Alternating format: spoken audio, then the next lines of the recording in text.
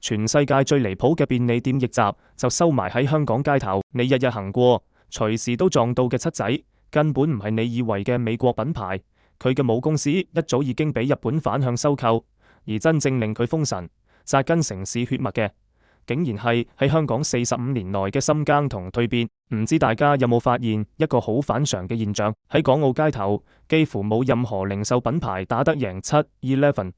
無論係連鎖超市、小眾便利店定係街邊頭，全部都搶唔走佢嘅市場。我哋隨便行喺港九新界大街小巷，10米一間、100米3間都係常態。就算偏遠嘅邊境口岸、偏僻嘅屋角落，都一樣見到佢橙綠色嘅招牌。好多人由細到大都習慣咗有事就揾七仔，肚餓、口渴，急住唱散紙，要買生活用品，第一時間永遠都係諗起樓下間便利店。但大家有冇認真諗過，點解偏偏係7-11一個喺美國出世，中途冇公司仲破產執笠嘅品牌，憑咩可以喺香港紮根45年，攞到港澳市場68%嘅驚人市率？有一間細細嘅紅色小屋，變成成座城市嘅生活標配。今日我就同大家徹底拆解7-11完整嘅逆襲故事，睇完你就會明，佢可以紅遍全球，稱霸香港街頭，靠嘅從來唔係運氣，而係一套碾壓同行嘅底層商業邏輯，同埋深入城市煙火嘅人情味。好多人都唔知7-11嘅起點根本唔係便利店，而係100年前美國德州達拉斯一間製冰公司。時間返到1927年，美國南方製冰公司正式成立，創辦人喬湯普森一開始做嘅主業就只係賣冰。嗰個年代電雪櫃仲未普及，家家戶戶想保存食物，保持食材新鮮，完全離唔開冰塊，所以冰塊亦成為當時普通人生活上嘅必需品。做生意嘅人都明，有人流就有商機。喬湯普森見到每日都有街坊上門買冰，就順勢喺頭入面擺埋牛奶、雞蛋、麵包呢啲基本日用品。就係咁一個隨手試下嘅小動作，冇精密商業策劃，冇宏大創業藍圖，只係客嚟咗就順便買多啲嘢。呢個樸素諗法，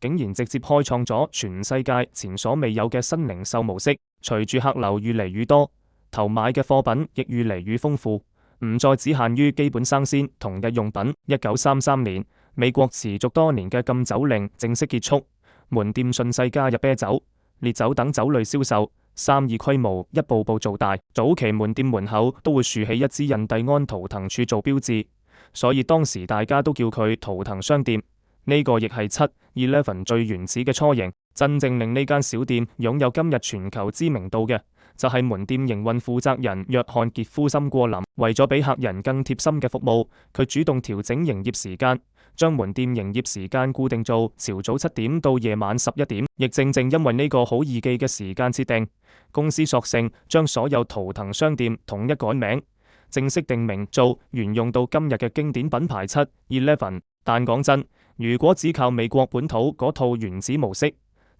，7-11最多都只係一間普通區域零售小店，根本行唔出德州，更加唔可能變成今日覆蓋全球嘅超級連鎖品牌。真正令7-11完成蛻變、升級成全球便利店標杆嘅，係業界稱為日本7-11教父嘅鈴木敏文。可以話冇鈴木敏文就冇今日遍世界嘅7-11。1973年，當時日本零售市場已經接近飽和，街頭周圍都係各類雜貨，傳統商店街大大小小零售店多到數唔晒。所有人都覺得呢個時候引入外來便利店模式根本冇生存空間，100%會蝕錢執笠。但鈴木敏文力排眾議，堅持推動伊藤洋華堂同美國南方公司簽特許加盟協議，硬係要將7-11帶入日本市場。佢當時講過一段遠遠超前於時代嘅判斷，而家反轉頭睇，幾乎完全預判中現代零售趨勢。佢話隨住城市快速發展，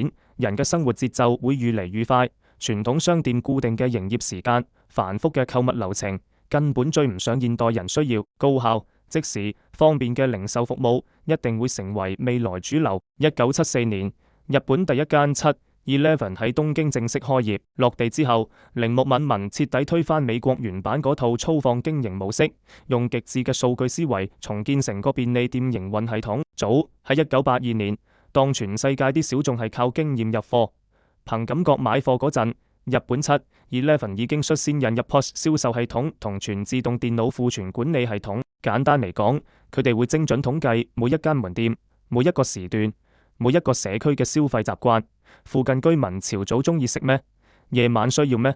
平日同活消費有咩分別？唔同季節邊啲貨最受歡迎？全部用數據記低之後，再按住呢啲數據，為每一間門店度身訂造專屬貨品清單，做到千店千面，精準對應客人需要。呢套今日睇落好似好基本嘅營運模式，喺40幾年前其實係完全行為打擊嘅超前操作，亦正正係呢套精細化營運邏輯，令日本7-11快速崛起，盈利能力一路急升，直接壓過美國原版總部。90年代初，美國南方公司盲目搞多元化擴張，跨界投資大量自己唔熟悉嘅領域，最後資金鏈斷裂，孭住巨額債務。1990年直接申請破產保護，邊個都估唔到，當年嗰個引入品牌嘅海外加盟商，最後竟然變成成個品牌嘅救命稻草。1991年，伊藤洋華堂出資大約4.3億美元，收購美國南方公司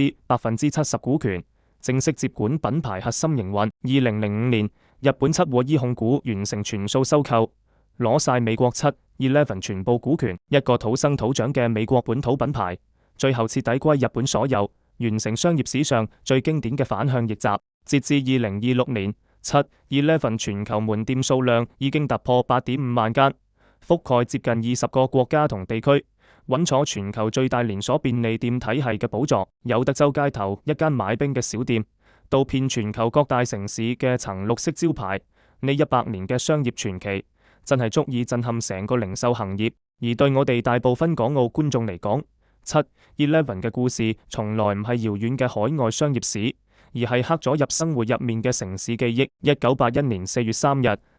，7-11正式登陸香港，喺跑馬地黃泥涌道開咗全港第一間分店。呢間小店直接改寫香港零售歷史，亦係香港第一間做到24小時通宵營業嘅便利店。而家我哋早就習慣街頭周圍都有通宵頭，夜晚想食嘢買用品，隨時都有頭開門。但喺80年代初嘅香港，通宵營業嘅店真係少之又少，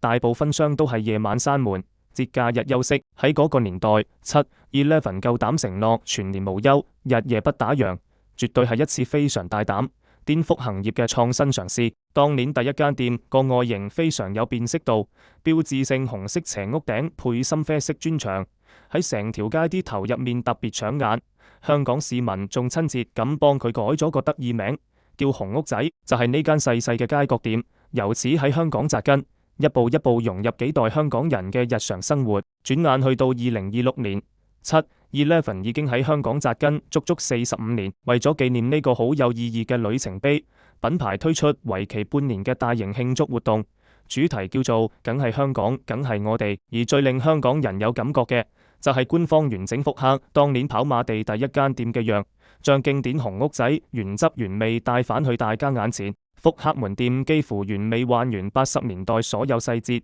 外牆重新裝反經典紅色斜屋頂，復古深啡磚牆，連初代7-11招牌都照原樣復刻，就連當年宣傳標語都完整保留。行入店內，米黃色牆身配品牌經典橙、綠、紅三色線條，以前陪住無數香港人成長嘅七仔字檔、絲咬冰機，全部還原初代局，每個細節都充滿懷舊味，好似一撳切就穿越返80年代香港街頭。呢間復古門店一開業，瞬間就喺網上爆紅，唔少香港市民專登跨區去打卡，社交平台周圍都係時光倒流、返童年嘅分享。不過真正最打動普通人嘅，從來唔止係視覺復刻，而係品牌拎出嚟嗰份誠意十足嘅懷舊優惠。官方推出時光倒流優惠價，只要客人自備8寸乘8寸以內嘅容器，就可以用7蚊飲針絲樂冰。除此之外，7蚊2隻茶葉蛋，7蚊玻璃樽汽水，7蚊魚蛋，全部都係當年經典懷舊價。七仔 APP 亦同步推出限時懷舊活動，連續7日，每日中午放出5000個1蚊換領券名額，抵玩程度直接拉滿。唔單止係咁，品牌仲推出45週年限定服飾系列，包括紀念 T 恤、日本製純棉運動巾、訂製物等周邊。45年前跑馬地街角亮起嗰盞暖燈，去到2026年春天，用最溫柔、最有香港煙火氣嘅方式，再次返到每一個香港人身邊。可能好多後生朋友冇乜概念，45年嚟7-11喺香港擴張嘅速度到底有幾誇張？1981年香港只有孤零零一間門店，45年後嘅今日，港澳地區門店總數已經突破1130間，市率高達68%，毫無爭議坐穩港澳便利店行業龍頭位置。但係香港本地門店數量就超過1100間，每個月服務嘅顧客人次高達4200萬，換算落嚟，全港每平方英里土地就有超過2.5間7-11，呢個門店密度，就算放喺全球各大城市，都係相當驚人。佢嘅門店局真係做到無處不在，周圍都有，港九新界大大小小街區全部覆蓋，連偏遠沙頭角禁區、出入境邊境口岸都見到佢個招牌。繁華商圈10米2間店更加唔出奇，以前嗰句深入民心嘅廣告口號，梗有一間喺左近，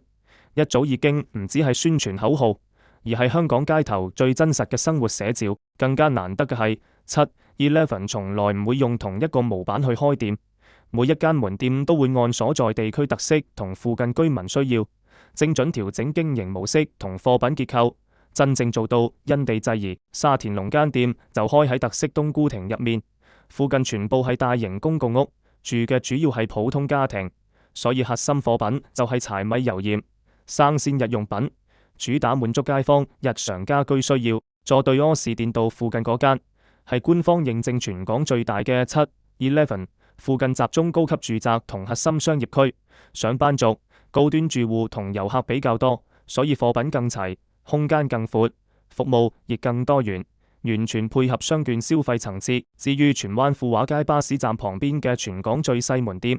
就冇複雜商品，冇寬敞空間，核心功能得一個，服務路過行人，提供快速補給同應急服務。八達通冇錢，手機冇電，臨時想買樽水喺度都可以好快搞掂。2026年45週年之際，品牌仲特登喺旺角、荃灣開咗2間極有香港本土特色嘅主題店，將城市文化同品牌深度綁埋一齊。旺角主題店請咗本地資深霓虹燈師傅親手整招牌，45週年標誌，24小時營業，梗有一間喺左近等經典字句，全部用復古霓虹燈呈現，仲加入麻雀、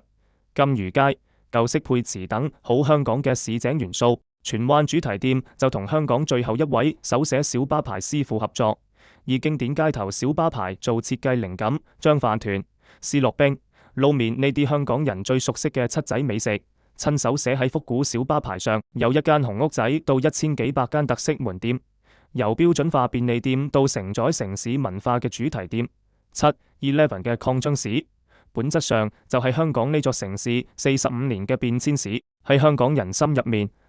，7-11從來唔只係一間買嘢嘅便利店，佢一早已經係生活一部分，係城市嘅煙火底色。唔同年齡、唔同身份嘅香港人都可以喺七仔揾到屬於自己嘅生活位置。對家庭主婦嚟講，佢係隨傳隨到嘅社區管家，屋企缺鹽燒醋，臨時要食材，落樓就搞掂。對捱夜加班嘅上班族嚟講，佢係永不打烊嘅深夜廚房，夜深一碗燒賣，一杯熱飲就足以安慰成日嘅攰。對一代又一代小朋友嚟講，佢就係藏滿驚喜嘅樂園，零食、玩具、限定飲品，全部都係童年最美好嘅期待。45年嚟，佢默默見證住無數香港人嘅日常同成長。有人加班到深夜，推門入去買份熱辣辣小食填肚；有人收工順路，隨手買包調味料、一盒雞蛋；有人遇上打風落大雨，就衝入最近間店買物資，避下風雨。呢啲細碎又平凡嘅畫面，拼埋一齊就係香港最真實嘅市井生活，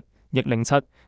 徹底超越普通零售頭嘅價值，成為城市不可缺少嘅一部分。好多品牌開店都係千店一面，同一模板，但7-11最犀利嘅地方就係極致嘅社區適應能力。屋店主打家居日用品，商券店主打高檔零食、精品同方便簡餐，街邊細店就主打應急補給。每一間店都精準捉到附近居民最核心嘅需要，唔浪費空間，唔亂堆貨，亦唔會同社區脫節。今次45週年主題梗係香港，梗係我哋，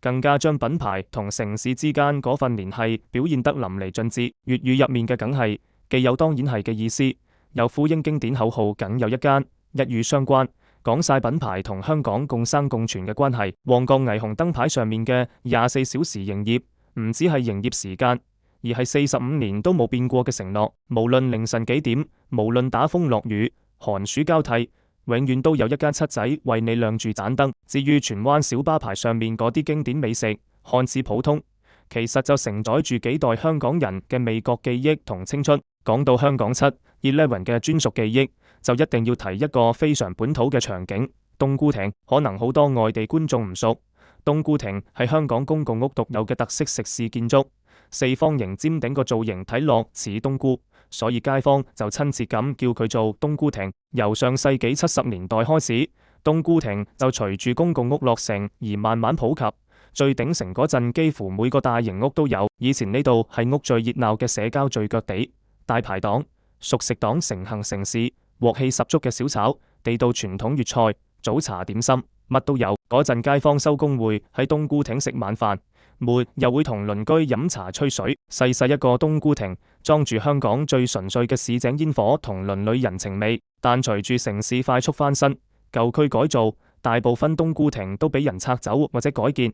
而家想喺香港揾到一間仲正常營業嘅老式冬菇亭，真係越嚟越難。大圍龍嘅冬菇亭就係香港現存極少數保留完整原貌嘅老式冬菇亭。原本呢度有3個熟食檔位，2間傳統大排檔，最後一間就喺2016年完成改建，變成咗7-11便利店。好多人見到呢個改造，第一反應都係可惜，覺得傳統市井味冇咗，老式大排檔俾連鎖便利店取代，好似代表城市懷舊年代落寞。但如果你細心諗下，就會發現其實呢個先係最溫柔嘅傳承同延續。好多冬菇亭已經徹底消失，連痕跡都冇，而龍呢一間就完整保留咗老式冬菇亭嘅外觀、尖頂結構同空間形態，留住屋居民嘅集體回憶。改變嘅只係入面做緊咩生意，不變嘅係服務街坊嗰份初心。以前街坊喺度食小炒、飲早茶，而家大家喺度買飯糰、撕咬冰、應急日用品，個地方一樣熱鬧，一樣服務住附近居民。傳統建築外殼配現代便民服務，唔係粗暴拆走重建，而係溫柔咁更新升級。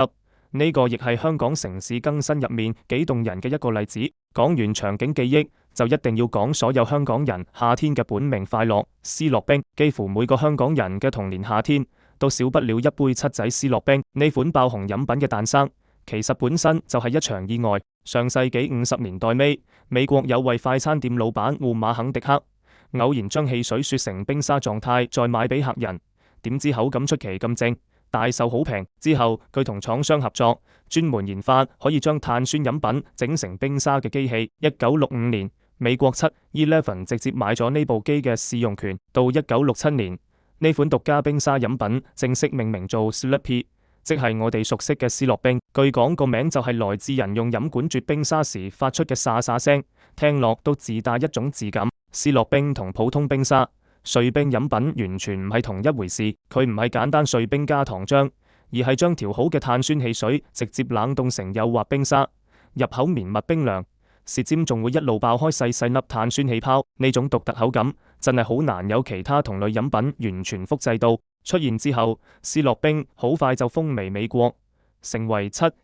標誌性王牌產品。入到香港市場之後，更加直接封神，變成幾代人嘅童年標配。細個放學揸住幾蚊散紙衝入七仔，點高腳揀口味，睇住幼滑冰沙慢慢斟滿成杯，之後一路啜住返屋企，冰冰涼涼趕走夏天悶熱。呢個就係香港細路最純粹嘅夏日回憶。2026年45週年復刻活動，更加將思樂冰嗰份情懷拉到最盡，連續5日7蚊任斟活動，直接點着香港市民熱情。為咗裝到最多思樂冰，有人連屋企老式阿麻飯壺都拎出嚟，有人周圍揾各種大容量創意容器，社交平台全部都係各種點先裝得最多攻略同打卡分享。老式容器裝住新式冰飲，舊生活習慣撞上新玩法，一場普通促銷活動竟然變成全城一齊參與嘅懷舊盛會。一款60年代喺美國出世嘅飲品，80年代落地香港，隔咗45年，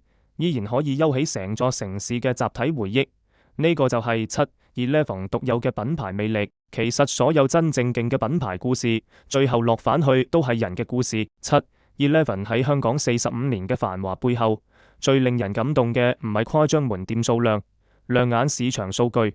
而係一位堅守咗40幾年嘅普通員工晶姐。1981年跑馬地第一間七仔開業嗰陣，晶姐已經喺度做嘢。嗰一年佢經歷小產低潮，情緒好低落，成日困喺負面情緒入面，唔想出街，唔想見人。當時門店經理係佢朋友，唔忍心見佢咁消沉，就主動叫佢過嚟幫手，仲同佢講忙起上嚟就冇咁多時間亂諗嘢。原本只係一份用嚟散心、打發時間嘅臨時工，點知晶姐一做就做咗45年。5年後，佢細女出世，本來諗住辭職專心照顧屋企，點知品牌高層極力挽留，仲邀請佢加盟做特許經營商，由兼職員工做到門店合夥人，身份變，崗位變，但佢同7-Eleven 之間嗰份聯繫45年都冇斷過。佢完整見證7-Eleven 喺香港有得一間，去到千店林立嘅成個過程。80年代便利店行業啱啱起步，佢跟住品牌一路摸索。買過新鮮生雞蛋，亦買過1蚊一杯嘅聖誕熱朱古力，見證行業由零開始。90年代香港零售市場高速發展，七仔快速擴張，佢又跟住品牌搶市場，穩步前行。去到新千年之後，市場競爭越嚟越激烈，消費模式一路變，佢又跟住品牌轉型升級，適應新一代客人需要。做咗40幾年，佢先後管理過7間7-Eleven。